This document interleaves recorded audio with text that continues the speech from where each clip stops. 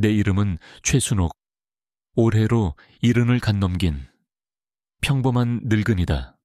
나는 몇 해 전 평생을 함께했던 남편을 먼저 떠나보내고 내가 살던 시골집과 땅을 모두 팔아 그 돈으로 서울에 사는 하나뿐인 아들 종수의 아파트를 사주었다. 그리고 며느리 민희가 첫 손녀 하윤이를 낳은 후부터 나는 아들 내외의 집으로 들어와 함께 살기 시작했다. 자식들 보기에도 그리고 남들 보기에도 나는 아들 내외의 지극한 효도를 받으며 편안한 노년을 보내고 있는 복 많은 늙은이처럼 보일 터였다. 하지만 나의 진짜 삶은 그들의 생각과는 아주 다른 곳에 있었다.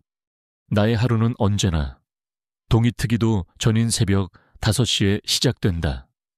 나는 삐걱거리는 무릎을 억지로 일으켜 조용히 부엌으로 향한다. 그리고는 맞벌이를 하는 아들 내외를 위해 아침 식사를 준비하고 어린 손녀 혜운이가 먹을 이유식을 만든다. 아들 내외가 출근하고 나면 나의 진짜 일과가 시작된다. 나는 집안 구석구석을 청소하고 밀린 빨래를 하고 저녁 창어리를 사기 위해 시장에 다녀온다. 그리고 오후에는 유치원에서 돌아온 손녀 혜운이를 돌본다. 그렇게 정신없이 하루를 보내고 저녁이면 다시 아들 내외를 위한 저녁 식사를 준비하고 그들이 남긴 설거지를 마친 뒤에야 비로소 나의 길고도 고된 하루가 끝이 난다. 나는 이 집안의 어른이자 어머니였지만 동시에 이름 없는 가사도우미이기도 했다. 며느리 민희는 단 한 번도 내게 고맙다는 말을 한 적이 없었고 아들 종수 역시 나의 이런 희생을 너무나도 당연한 것으로 여기는 듯했다. 그들은 식탁에서 자신들의 회사 이야기나 친구들 이야기를 할 뿐 나의 안부나 일상에 대해 물어보는 법이 없었다. 나는 그저 그들의 대화를 묵묵히 들으며 그들의 밥그릇에 반찬을 올려주는 소리 없는 그림자와도 같은 존재였다. 하지만 나는 그 모든 것을 묵묵히 참고 견뎠다. 내가 이 모든 것을 견딜 수 있었던 유일한 이유는 바로 내 손녀 혜운이 때문이었다. 올해로 막 3살이 된 혜운이는 나에게 살아가는 이유이자 유일한 기쁨이었다. 나는 아이의 재롱을 볼 때면 하루의 모든 피로가 눈 녹듯 사라지는 것을 느꼈다. 나는 아이에게 동화책을 읽어주고 내가 어릴 적 들었던 옛날 이야기를 들려주며 시간을 보냈다. 옛날 옛적에 해와 달이 된 오누이가 살았단다. 할머니, 호랑이는 어떻게 됐어? 무서워 아이는 나의 이야기에 귀를 기울이며 초롱초롱한 눈으로 나를 바라보았다. 나는 그런 아이의 모습을 보며 이 집안에서 내가 유일하게 필요한 존재가 되는 순간을 느끼곤 했다. 하지만 나의 그런 작은 행복마저도 며느리 민희의 눈에는 못마땅하게 보였던 모양이었다. 그녀는 내가 아이에게 옛날 이야기를 들려주는 것을 보고는 차가운 목소리로 말했다. 어머님, 그런 비과학적이고 낡은 이야기는 아이 정서에 좋지 않아요. 제가 사둔 교육용 DVD를 보여주시라니까요. 지금부터 영어 조기 교육을 시켜야 나중에 다른 아이들에게 뒤처지지 않아요. 그녀는 나의 모든 것을 구식이고 촌스러운 것으로 치부해버렸다. 나는 그런 며느리의 말에 상처를 받았지만 애써 그녀를 이해하려 노력했다. 그녀는 그저 자신의 딸이 나보다 더 나은 세상에서 더 성공적인 삶을 살기를 바라는 그 시대의 평범한 엄마일 뿐일지도 몰랐으니까. 그러던 어느 날 밤이었다. 나는 거실을 정리하다가 우연히 내 방 서랍 가장 깊숙한 곳, 낡은 손수건에 쌓여있던 나의 비밀 통장 하나를 꺼내보게 되었다. 그 통장은 몇 해 전 돌아가신 나의 남편과 내가 아들 몰래 평생을 모아온 비상금이었다. 남편은 언제나 우리가 가진 모든 것을 자식에게 다 내어주더라도 우리가 마지막까지 기댈 수 있는 최소한의 자존심은 남겨두어야 한다. 고 입버릇처럼 말했다. 통장 안에는 아들 내외는 상상조차 할 수 없는, 그러나 나의 남은 노년을 보내기에는 충분하고도 남을 만큼의 큰 돈이 들어있었다. 나는 통장을 내려다보며 깊은 생각에 잠겼다. 나는 이 돈을 죽을 때까지 비밀로 간직할 생각이었다. 그리고 내가 죽은 뒤 이 돈을 아들 내외에게 물려줄 생각이었다. 그것이 내가 그들에게 해줄 수 있는 마지막 사랑이라고 생각했다. 하지만 나는 그때까지 알지 못했다. 내가 그토록이나 믿고 의지했던 아들과 내가 직접 고른 착한 며느리가 나의 이 마지막 남은 자존심마저도 짓밟아버리게 될 줄은, 그리고 나의 이 작은 통장이 훗날 나의 복수를 위한 가장 강력한 무기가 되어주리라는 것을. 나는 통장을 다시 서랍 깊숙한 곳에 집어넣었다. 그리고는 아무 일도 없었다는 듯 잠든 손녀의 방으로 향했다. 아이의 평화로운 얼굴을 보니 나의 모든 시름과 걱정이 잠시나마 잊히는 듯했다. 나는 이 작은 행복을 지키기 위해서라면 그 어떤 것도 감내할 수 있다고 생각했다. 설령 그것이 나의 모든 것을 바쳐야 하는 일일지라도 나의 평온해 보이는 일상 아래 거대한 폭풍의 전조가 소리 없이 다가오고 있었다. 서울의 아들 집에 올라온 지 한 달이 지났다. 나의 하루는 언제나처럼 해가 뜨기도 전인 새벽에 시작되어 모두가 잠든 깊은 밤에야 끝이 났다. 나는 늙고 쇠약해진 몸을 이끌고 아들 내외의 아침 식사와 출근 준비를 돕고 어린 손녀 혜운이를 돌보는 일로 하루를 보냈다. 몸은 고되고 힘들었지만 나는 내 아들의 가정이 평안하고 내 손녀가 건강하게 자라는 모습을 보는 것만으로도 행복했다. 나는 나의 이런 희생이 언젠가는 아들과 며느리의 진심, 어린 존중과 사랑으로 돌아오리라 굳게 믿고 있었다. 하지만 나의 그런 기대는 그저 나만의 어리석은 착각일 뿐이었다. 며칠 전부터 나의 몸 상태가 심상치 않았다. 온몸에 뼈마디가 쑤시고 머리는 깨질 듯 아팠으며 열이 나고 오한이 들었다. 평생을 억척스럽게 살아온 탓에 나는 웬만한 몸살 감기쯤은 대수롭지 않게 여기고 넘어갔지만 이번만큼은 달랐다. 나이가 들어 면역력이 약해진 탓인지 증세는 날이 갈수록 심해졌다. 나는 며느리와 아들에게 짐이 되기 싫어 아픈 기색을 애써 감추고 평소처럼 집안일을 하려 노력했다. 하지만 몸은 내 마음대로 따라주지 않았고 나는 결국 자리에 눕고 말았다. 그날따라 며느리 민희는 회사에 가지 않고 재택근무를 하고 있었다. 나는 힘겹게 몸을 일으켜 방문을 열고 그녀에게 도움을 청했다. 아가, 나 몸이 너무 안 좋구나. 약이라도 좀 사다 주겠니? 열이 너무 나는 것 같아. 나의 목소리는 힘없이 떨리고 있었다. 하지만 나의 그 절박한 도움 요청에 며느리는 나를 걱정스러운 눈으로 바라보는 대신 아주 귀찮고도 의심스러운 눈빛으로 쏘아볼 뿐이었다. 그녀는 내 곁으로 다가와 내 임에 손을 한번 건성으로 대보더니 차가운 목소리로 말했다. 어머님, 꾀병 부리지 마세요. 나는 순간 내 귀를 의심했다. 뭐라고? 아가, 제가 어머님 속을 모를 줄 아세요. 제가 요즘 회사 일 때문에 바쁘고 힘드니까. 어머님께서 관심받고 싶어서 일부러 아프신 척 하시는 거잖아요. 그녀의 입에서는 며느리가 시어머니에게 하는 말이라고는 도저히 믿을 수 없는 가시 돋친 말들이 쏟아져 나왔다. 젊은 저희도 매일 일하고 애 보느라 파김치가 되는데 어머님이 뭐가 힘드시다고요. 집에서 편하게 살림만 하시는 게 그렇게 힘드세요, 어머님. 저희도 좀 쉬고 싶어요. 제발 저희 좀 그만 괴롭히세요. 그녀는 나의 고통을 그저 관심받고 싶어 하는 늙은이의 꾀병이자 투정으로 치부해버린 것이었다. 그녀의 그 잔인한 말 한마디 한마디는 내 몸의 통증보다 더 아프고 날카롭게 나의 심장을 후벼 파고 있었다. 나는 아무런 대꾸도 하지 못하고 그저 그녀의 얼굴만 멍하니 바라보고 있었다. 내가 그토록이나 믿고 사랑했던 며느리의 얼굴에는 나를 향한 경멸과 함께 귀찮은 짐을 쳐다보는 듯한 냉기만이 가득했다. 그녀는 바쁘다는 말을 남기고 자신의 방으로 들어가 버렸다.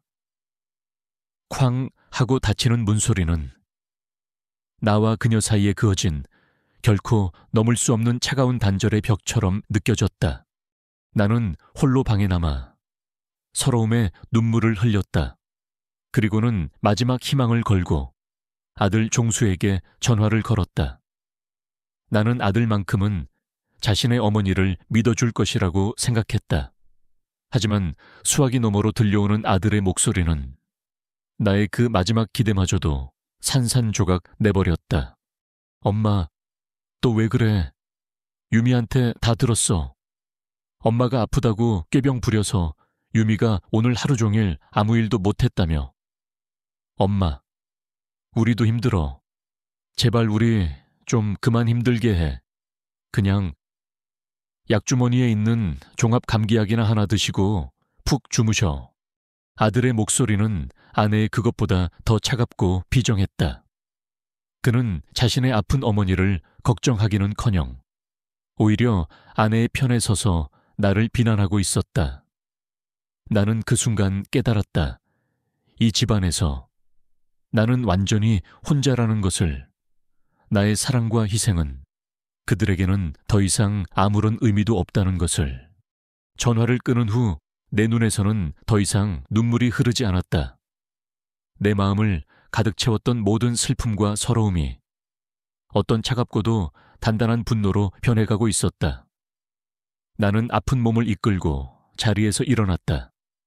그리고는 나의 작은 가방 깊숙한 곳에 숨겨두었던 나의 마지막 자존심인 그 비밀 통장을 꺼내들었다.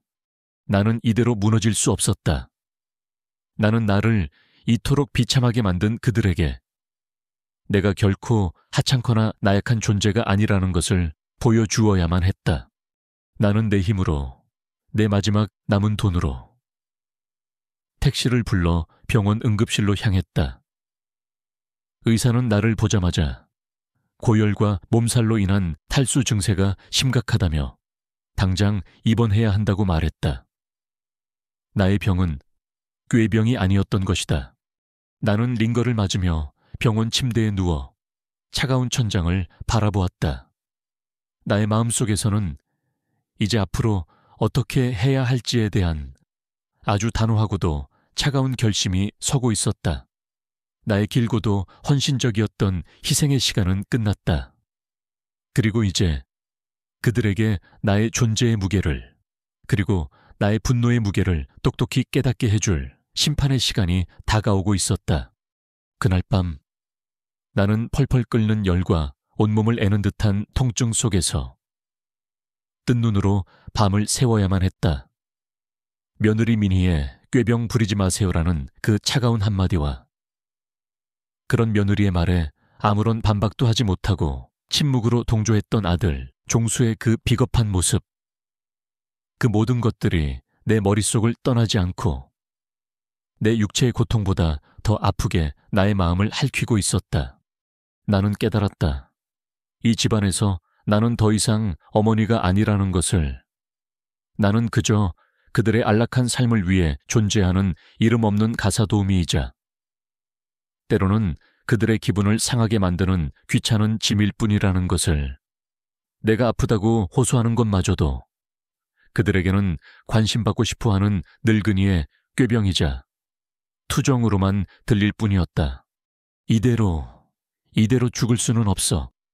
나는 어둠 속에서 내 마지막 남은 자존심을 떠올렸다.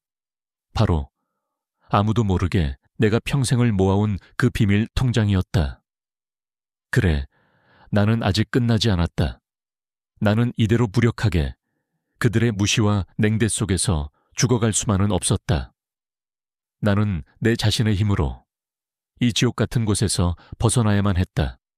다음 날 새벽, 나는 온몸을 짓누르는 고통을 억지로 참아내며 침대에서 몸을 일으켰다. 어지러워 세상이 빙빙 돌았지만 나는 이를 악물고 버텼다. 나는 조심스럽게 아들 내외가 잠든 것을 확인하고 내 작은 가방을 챙겼다.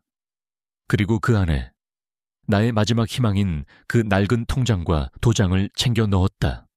나는 아무도 깨지 않도록 발소리 하나 내지 않고 현관문을 열고 집을 빠져나왔다. 차가운 새벽 공기가 불덩이 같은 내 몸을 감쌌다. 나는 비틀거리는 걸음으로 큰 길까지 걸어 나와 지나가는 택시를 겨우 잡아탔다. 기사님, 제일 가까운 대학병원 응급실로 가주세요. 응급실에 도착했을 때 나는 거의 탈진 직전의 상태였다. 의사는 나를 보자마자 고열로 인한 탈수 증세와 심한 몸살 감기라며 당장 입원해야 한다고 말했다. 나의 병은 꾀병이 아니었던 것이다. 나는 링거를 맞으며 병원 침대에 누워 차가운 천장을 바라보았다. 간호사는 나의 비상 연락처를 보고 아들 종수에게 전화를 걸었다. 얼마 지나지 않아 아들과 며느리가 황급히 응급실로 달려왔다. 그들의 얼굴에는 나를 걱정하는 기색 대신 이른 아침부터 병원에 불려 나온 것에 대한 귀찮음과 함께 자신들의 치부가 드러난 것에 대한 당혹감이 서려 있었다. 어머님 어떻게 된 거예요? 왜 저희한테 말도 없이 혼자 병원에 오셨어요, 며느리 미니가.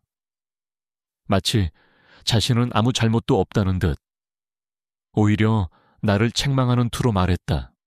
바로 그때 담당 의사가 그들 앞으로 다가왔다. 그는 차트와 나의 상태를 번갈아 보며 보호자인 아들 내외를 아주 엄한 목소리로 꾸짖기 시작했다. 따님과 아드님이십니까? 어떻게 어머님께서 이 지경이 되도록 모르실 수가 있습니까? 의사의 날카로운 질문에 두 사람은 아무런 대답도 하지 못했다. 어르신들께 독감과 몸살은 아주 위험합니다. 면역력이 약하시기 때문에 작은 병도 큰 합병증으로 이어질 수 있단 말입니다.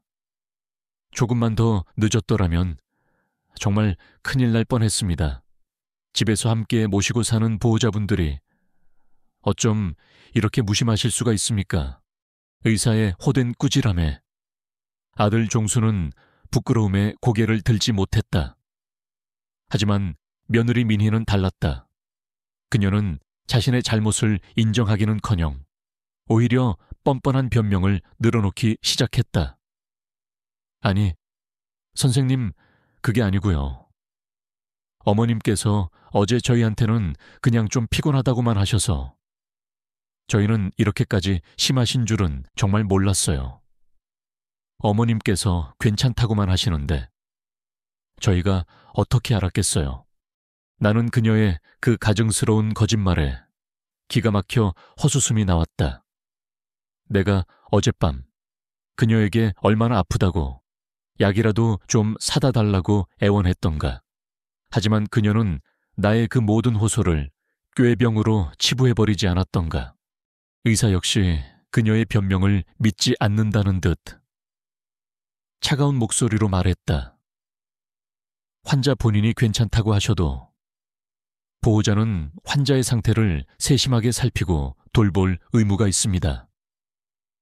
두 분은 명백히 보호자로서의 의무를 다하지 않으신 겁니다. 그제야 며느리는 더 이상 아무 말도 하지 못하고 분한 듯 입술을 깨물었다. 나는 병원 침대에 누워 그들의 모든 모습을 지켜보았다. 아들의 부끄러워하는 모습, 그리고 며느리의 분해하는 모습. 하지만 그들의 그 어떤 표정 속에서도 내 대한 진심 어린 미안함이나 사랑은 찾아볼 수 없었다. 그들은 그저 자신들의 체면이 깎이고 자신들의 잘못이 드러난 이 상황을 모면하고 싶어 할 뿐이었다. 나는 그 순간 내 마음속에 남아있던 마지막 미련마저도 완전히 버렸다. 나는 이제 저들에게서 어떤 기대도 하지 않기로 했다. 며칠 뒤 나는 병원에서 퇴원했다. 그리고 나는 집으로 돌아가는 대신 조 변호사님, 즉 돌아가신 내 남편의 오랜 친구이자 나의 법률 고문에게로 향했다. 나는 그에게 나의 모든 상황을 털어놓았고 나의 마지막 결심을 이야기했다. 나의 이야기는 이제 새로운 국면을 맞이하고 있었다. 그것은 더 이상 늙은 시어머니와 젊은 며느리 사이의 고부 갈등이 아니었다. 그것은 자신의 존엄성을 되찾고 독립적인 삶을 살아가려는 한 인간의 위대하고도 단호한 투쟁의 시작이었다. 그리고 나는 결코 이 싸움에서 지지 않을 터였다. 내가 병원에서 퇴원하여 집으로 돌아온 후 우리 집의 공기는 이전과는 비교도 할 수 없을 만큼 차갑고 살벌하게 변해 있었다. 며느리 민희는 더 이상 내게 가식적인 예의조차 차리지 않았다. 그녀는 내가 병원에 혼자 실려가고 의사에게 자신들이 혼이 났다는 사실에 대해 내게 어떤 앙심이라도 품은 듯 보였다. 그녀는 자신의 잘못을 뉘우치기는커녕 오히려 이 모든 상황을 나의 탓으로 돌리며 나를 더욱더 교묘하고도 잔인한 방식으로 괴롭히기 시작했다. 그녀는 나를 투명 인간 취급했다. 내가 거실에 앉아 있어도 그녀는 나를 보지 못하는 사람처럼 행동했고 내가 말을 걸어도 못 들은 척 외면하기 일쑤였다. 식사 시간이 되면 그녀는 자신과 남편 그리고 아이의 밥만 챙길 뿐 나의 밥상은 차려주지 않았다. 내가 굶고 있는 것을 뻔히 알면서도 그녀는 모른 척했다. 아들 종수는 그런 아내의 횡포 앞에서 더욱더 작아지고 비겁해졌다. 그는 아내의 눈치를 보며 자신의 어머니가 겪는 수모를 철저히 외면했다. 그는 더 이상 나와 눈도 마주치려 하지 않았고 내가 말을 걸면 황급히 자리를 피했다. 이 집안에서 나는 이제 완전히 고립된 외로운 섬이 되어 있었다. 나는 내 방에 홀로 앉아 창밖을 바라보는 시간이 많아졌다. 내 마음속에서는 수만 가지 생각들이 교차했다. 내가 대체 무엇을 잘못했을까? 내가 평생을 바쳐 키운 아들에게, 그리고 내가 직접 고른 며느리에게 왜 이런 취급을 받아야만 하는 것일까? 억울함과 함께 깊은 슬픔이 파도처럼 밀려왔다. 하지만 나는 언제까지고 그렇게 슬픔에만 잠겨 있을 수 없었다. 나는 이대로 무력하게 그들의 냉대 속에서 시들어갈 수만은 없었다. 나는 나의 마지막 남은 자존심을 지켜야만 했다. 나는 몰래 나의 오랜 친구이자 남편의 법률 고문이었던 조 변호사님을 만났다. 나는 그에게 나의 모든 상황을 털어놓았다. 내가 아들 내외에게 집과 재산을 모두 넘겨준 이야기, 그리고 지금 내가 겪고 있는 부당한 다유에 대해서 조 변호사님은 나의 이야기에 함께 분노하며 나를 도울 방법을 찾아주었다. 그는 내가 아들에게 집을 사주었던 당시의 증여 계약서를 검토한 후 내게 법적으로 그 집의 소유권을 다시 되찾을 수 있는 권리가 있다는 사실을 알려주었다. 그것은 부담부 증여의 형태로 자식이 부모를 부양하는 것을 조건으로 한 증여였기 때문에 만약 그 조건을 이행하지 않을 시에는 증여 계약을 해지할 수 있다는 것이었다. 그것은 내게 아주 강력한 무기가 될 수 있었다. 하지만 나는 그 방법을 쓰고 싶지는 않았다. 내가 원하는 것은 아들을 법정에 세우고 그의 모든 것을 빼앗는 것이 아니었다. 내가 진정으로 원했던 것은 그저 그들의 진심 어린 사과와 함께 한 명의 어머니로서 그리고 한 명의 인간으로서 존중받는 삶이었을 뿐이었다. 하지만 그날 밤 나의 그 마지막 기대마저도 산산조각 나는 사건이 벌어지고 말았다. 나는 잠결에 거실에서 들려오는 아들 내외의 격렬한 다툼 소리에 잠에서 깨어났다. 나는 조용히 내 방문을 열고 그들의 대화에 귀를 기울였다. 여보, 나 정말 더 이상은 못 참겠어. 당신 어머니랑 한 집에서 같이 사는 거. 이제 정말 한계라고 며느리 민희의 날카로운 목소리였다. 당신 어머니 때문에 내가 이 집에서 숨도 못 쉬겠다고 매일같이 눈치 봐야 하고 밥 한 끼 마음 편하게 못 먹고 이게 사람 사는 거야. 미안해, 유미야. 하지만 어떡해. 우리 엄마잖아. 갈 곳도 없으신 분인데. 우리가 모셔야지. 아들 종수에 기어들어가는 목소리가 들려왔다. 모셔 당신 지금 그걸 말이라고 해. 당신이 모시는 거야. 매일같이 밥하고 청소하고 애 보고 어머님 병수발까지 드는 건 나야. 당신은 뭘 했는데 당신은 중간에서 우리 눈치만 보면서 아무것도 한 게 없잖아. 며느리의 목소리는 분노와 함께 어떤 억울함으로 가득 차 있었다. 그녀의 말은 틀리지 않았다. 이제 선택해. 이종수 나랑 혜은이랑 살 건지 아니면 당신 어머니랑 살 건지 둘 중 하나만 선택하라고. 나는 더 이상 당신 어머니랑 한 지붕 아래에서 단 하루도 살 수 없으니까. 나는 내 심장이 멎는 듯한 고통을 느꼈다. 며느리가 아들에게 나와 자신 둘 중 하나를 선택하라고 강요하고 있었던 것이다. 나는 숨을 죽이고 아들의 대답을 기다렸다. 제발, 제발 이 어미를 버리지 말아다오. 하지만 나의 마지막 기대는 아들의 그 비겁한 한마디에 완전히 무너져 내렸다. 알았어, 알았어, 유미야. 당신 말대로 할게. 엄마한테는 내가 잘 말씀드려볼게. 시골로 다시 내려가시라고. 그 순간 나는 모든 것을 깨달았다. 그리고 모든 것을 포기했다.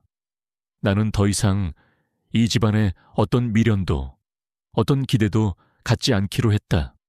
나는 조용히 내 방으로 돌아왔다. 그리고는 밤새 나의 마지막 계획을 세웠다. 그것은 복수가 아니었다. 그것은 나의 마지막 남은 자존심을 지키고 나 자신만의 행복한 노후를 되찾기 위한 나의 마지막 선택이었다. 다음 날 아침 나는 아들 내외가 보는 앞에서 내가 그토이야 애지중지했던 손녀 혜은이를 마지막으로 한번 꼭 안아주었다. 그리고는 내가 싸놓았던 작은 보찜과 함께 나의 비밀 통장을 들고 그들을 마주보며 섰다. 나는 이제 이 길고도 지긋지긋했던 인내의 시간에 종지부를 찍을 준비가 되어 있었다. 그리고 나의 이 단호한 결정이 그들의 그 위선적인 평화를 어떻게 파괴하게 될지를 나는 아주 차가운 미소와 함께 지켜볼 생각이었다. 지난밤 아들 내외의 그 잔인한 대화를 엿들은 후 나는 한숨도 자지 못했다. 내 마음속에서는 더 이상 어떤 슬픔이나 분노도 남아있지 않았다. 오직 이 모든 것을 끝내야 한다는 차갑고도 단호한 결심만이 자리 잡고 있을 뿐이었다. 다음 날 아침 나는 평소보다 훨씬 더 일찍 잠에서 깨어났다. 그리고는 부엌으로 향했다. 나는 내 인생에서 마지막이 될지도 모르는 아들과 며느리를 위한 아침 식사를 준비하기 시작했다. 나는 그들이 좋아하는 반찬들을 정성껏 만들었고 구수한 된장찌개를 끓였다. 나의 모든 행동에는 어떤 슬픔이나 분노도 담겨 있지 않았다. 그것은 그저 지난 수십 년간 내가 해왔던 어머니로서의 그리고 시어머니로서의 마지막 의무를 다하는 고요하고도 엄숙한 의식과도 같았다. 아침 식사가 준비되자 아들 내외가 잠에서 깨어나 식탁으로 나왔다. 그들은 평소와 다른 풍성한 아침상에 잠시 놀란 듯했지만 이내 아무것도 모른 채 자리에 앉았다. 그들의 얼굴에는 어젯밤의 다툼으로 인한 어색함과 함께 나를 어떻게 대해야 할지에 대한 불편함이 서려 있었다. 나는 그들과 함께 식탁에 앉지 않았다. 대신 나는 그들의 맞은편에 서서 그들을 조용히 내려다보았다. 나의 그런 모습에 아들과 며느리는 더욱더 불안한 표정을 감추지 못했다. 맛있게들 먹어라. 내가 나지막이 말했다. 내가 너희에게 차려주는 마지막 아침 식사다. 내 한마디에 두 사람의 손에 들려있던 숟가락이 동시에 멈칫했다. 그들은 경악과 함께 의심이 가득 담긴 눈으로 나를 쳐다보았다. 어머니, 그게 무슨 말씀이세요? 아들 종수가 더듬거리며 물었다. 내가 어젯밤 너희들 이야기를 우연히 듣게 되었단다. 나는 담담하게, 그러나 그들의 심장을 꿰뚫는 듯한 목소리로 말했다. 내가 너희들 삶에 짐이 되고 있다는 것을, 그리고 너희들이 나를 얼마나 귀찮고 불편한 존재로 여기고 있는지를 이제야 알게 되었어. 미안하다. 괜히 올라와서 너희들을 힘들게 만들었구나. 내 말에 두 사람의 얼굴이 새하얗게 질려갔다.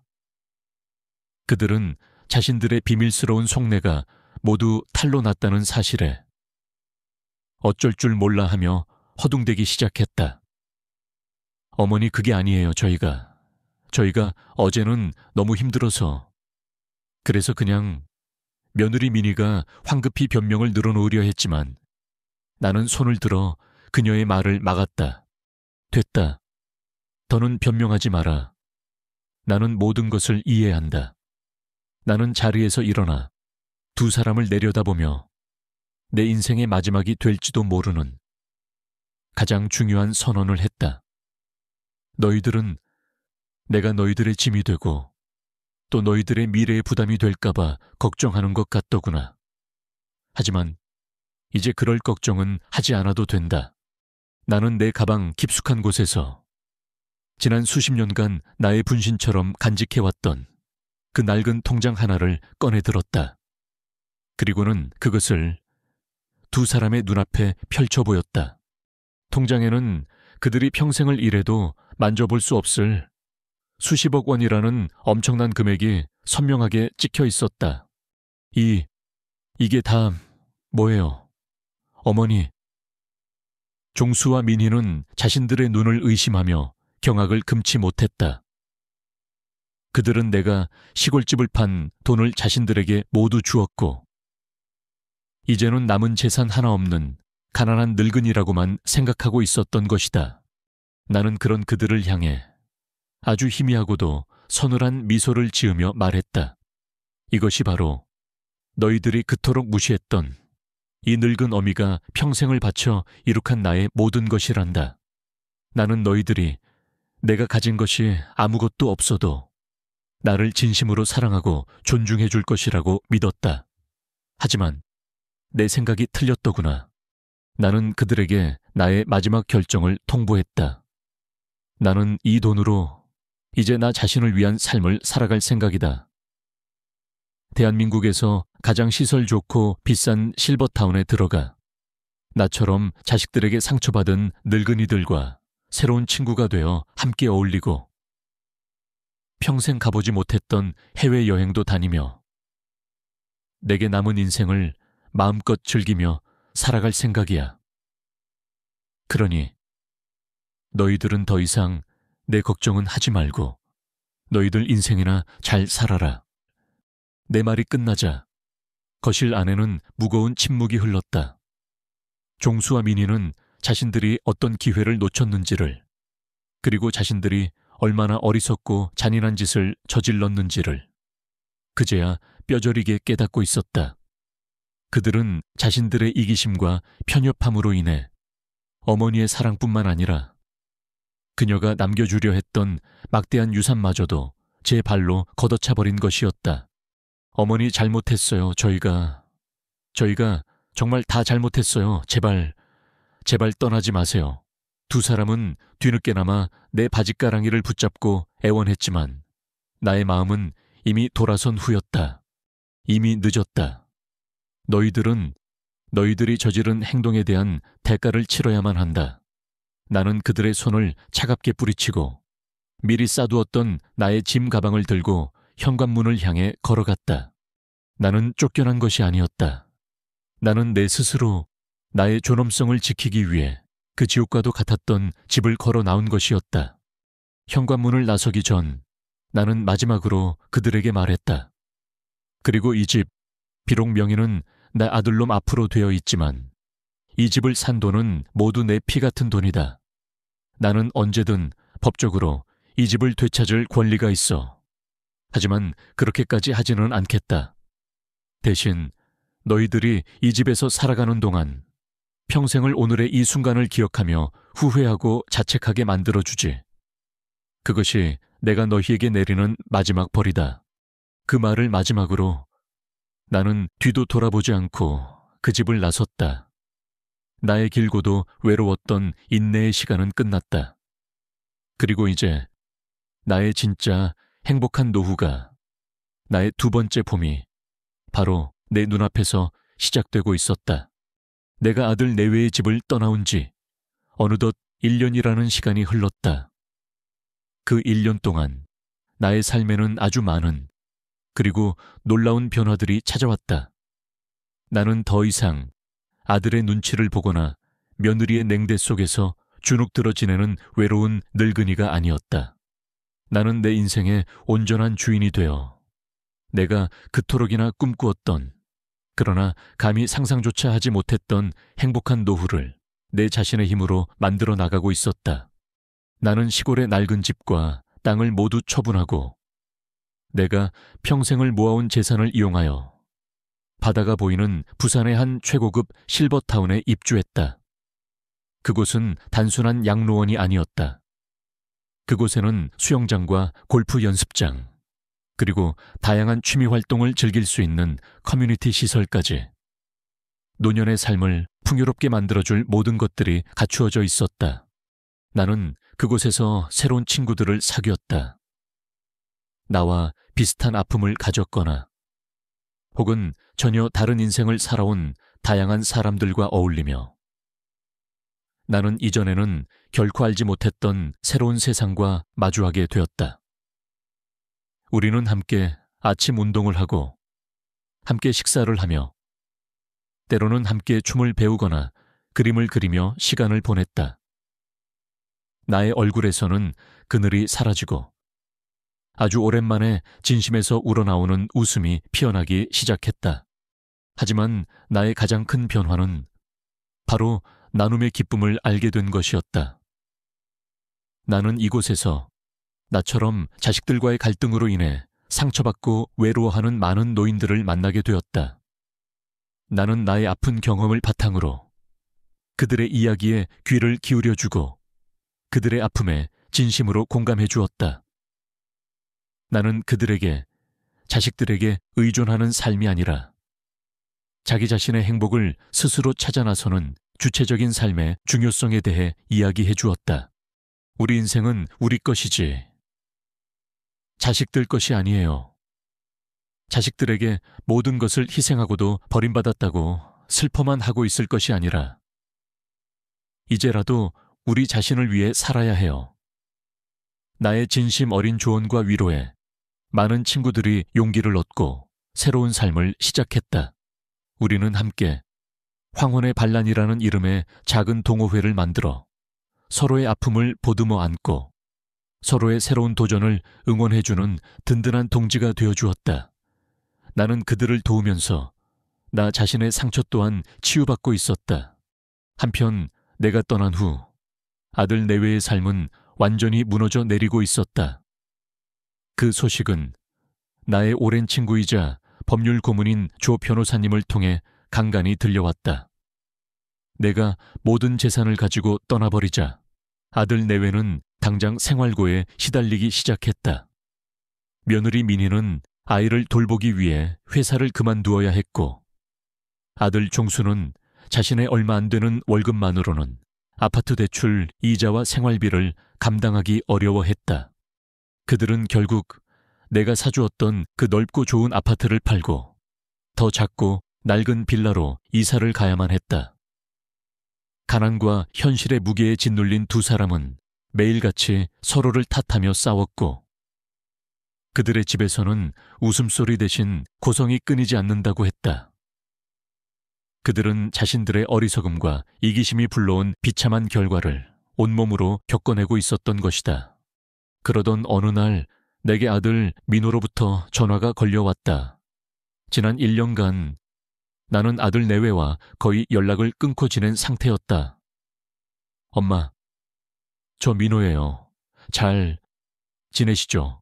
수화기 너머로 들려오는 아들의 목소리는 아주 조심스럽고 또 많이 변해 있었다. 그의 목소리에는 과거의 그 철없던 이기심 대신 어떤 깊은 반성과 함께 내 대한 그리움이 담겨 있었다. 이번 주말에 유미랑 혜은이 데리고 엄마 뵈러 한번 찾아뵈도 될까요? 나는 잠시 망설였지만 이내 그의 제안을 받아들이기로 했다. 나 역시 그들을 완전히 외면하고 싶지는 않았다. 특히 눈에 넣어도 아프지 않을 내 손녀 혜은이가 보고 싶었다. 약속된 주말, 아들 내외와 손녀가 내가 살고 있는 실버타운으로 나를 찾아왔다. 1년 만에 다시 만난 그들의 모습은 많이 변해 있었다. 아들은 이전보다 조금 더 성숙하고 책임감 있는 남자의 얼굴을 하고 있었고, 며느리 유미의 얼굴에서는 과거의 그 차갑고 이기적인 모습 대신 깊은 후회와 함께 미안함이 서려 있었다. 그들은 내 앞에 서서 아주 오랫동안 고개를 숙이고 있었다. 그리고는 내게 지난 1년간의 자신들의 삶에 대해 이야기하기 시작했다. 그들은 내가 떠난 후에야 자신들이 얼마나 어리석고 이기적이었는지를, 그리고 나의 빈자리가 얼마나 큰지를 뼈저리게 깨달았다고 했다. 그들은 자신들의 잘못을 진심으로 뉘우치고 있었고 내게 용서를 구하고 있었다. 어머니, 저희가 정말 다 잘못했어요. 제발 저희를 용서해 주시고 다시 예전처럼 함께 살아주세요. 저희가 정말 잘 모실게요. 그들은 눈물을 흘리며 내게 애원했다. 나는 그런 그들의 모습을 아무 말 없이 그저 평온한 미소로 바라보았다. 그리고는 그들에게 나의 마지막 대답을 들려주었다. 너희들의 그 마음만으로도 나는 이미 모든 것을 용서하고 또 모든 것을 보상받았단다. 나는 그들을 용서했다.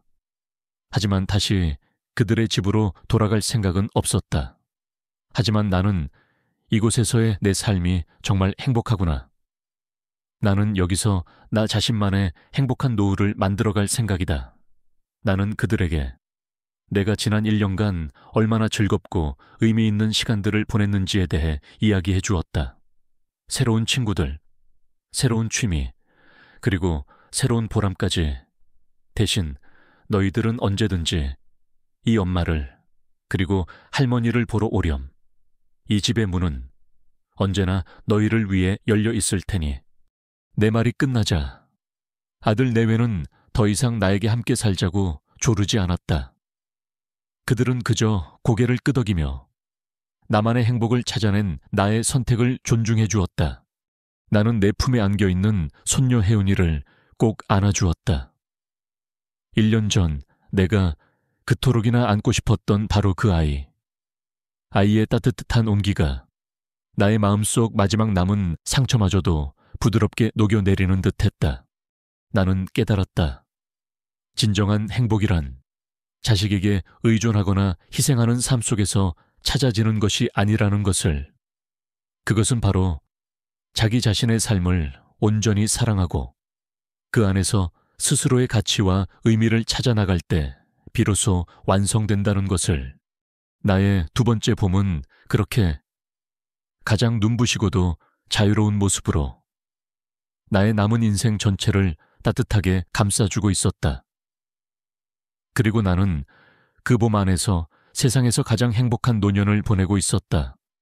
독자 여러분께 지금까지 몸살로 아프다고 하자 꾀병이라며 무시한 며느리, 결국 집을 팔고 연끈은 할머니 부모 자식 간 갈등을 그린 오디오북 노년의 삶의 지혜와 행복한 노후라는 긴 제목의 이야기를 끝까지 함께해 주셔서 진심으로 감사드립니다. 이 이야기는 현대 사회의 가족 관계 속에서 많은 부모님들이 겪을 수 있는 자식과의 갈등, 그리고 노년의 삶과 존엄성에 대한 깊이 있는 성찰을 담아내고자 했습니다. 주인공 최순옥 여사님은 자식을 향한 맹목적인 희생과 사랑만이 정답이 아니라는 것을, 그리고 진정한 행복은 타인에게 의존하는 것이 아니라 자기 자신의 삶을 주체적으로 살아갈 때 비로소 얻어질 수 있다는 것을 우리에게 보여줍니다. 그녀의 단호한 결정은 자식들에게는 자신들의 과오를 깨닫는 계기가 되었고, 그녀 자신에게는 새로운 삶의 문을 여는 용기가 되었습니다. 이 이야기가 독자 여러분께 작은 울림과 함께 부모와 자식 간의 건강한 관계란 무엇인지, 그리고 존엄하고 행복한 노후를 위해 우리 사회가 무엇을 고민해야 하는지에 대해 다시 한번 생각해보는 계기가 되었기를 바랍니다. 그리고 세상의 모든 어머니, 아버지들께서 자식을 위한 헌신적인 사랑과 함께 자기 자신의 인생 또한 소중히 여기고 가꾸어 나가시기를 진심으로 응원합니다. 이 길고도 감동적인 여정에 함께해 주신 모든 분들께 다시 한번 깊은 감사의 말씀을 전하며 여러분의 가정에도 언제나 서로를 향한 깊은 이해와 따뜻한 존중이 가득하시기를 진심으로 기원합니다. 감사합니다.